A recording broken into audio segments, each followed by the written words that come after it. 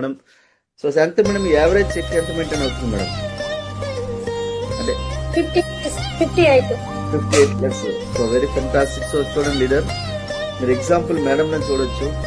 So Shankar sir మనకు చనిపోయి ఇప్పుడు 1 year అవుతుంది మేడం. 1 year అయింది సార్. 1 year అవుతుంది.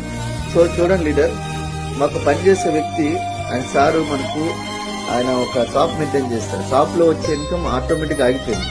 కానీ వెస్టీలో ఇన్కమ్ ఆగుతుందా? 1 year అవుతుంది సార్ లేక, ఇది 1 year అవుతుంది.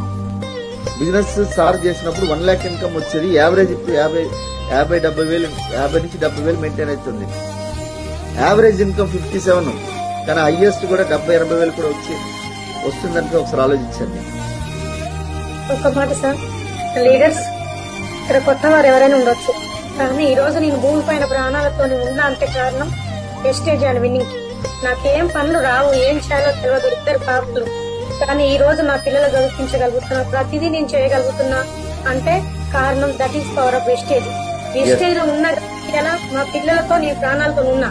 ఈ ప్లాట్ఫారం అంటూ లేకపోతే ఇలా మా 3 ప్రాణాలు కూడా ఉండకపోయాయి సార్. ఖచ్చితంగా చెప్తున్నా సార్ ఈ మాట అయితే. నేను మీ సార్ మెయింటైన్ చేస్తే షాప్ ఉండదు కదా మనం, మనకు అక్కడ ఎంత వచ్చేది ఇన్కమ్ అక్కడ? ఎవరేసి షాప్ లో సార్?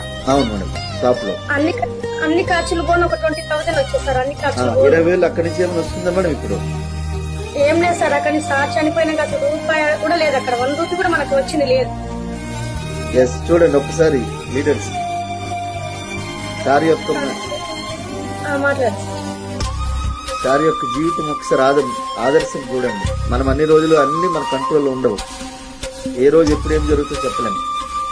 సో అందుకని ఒక్కసారి శాంతి మేడం, శంకర్ సార్, సో మీ యొక్క జీవితమే అందరికీ నిదర్శనం. So thank you madam, thank you.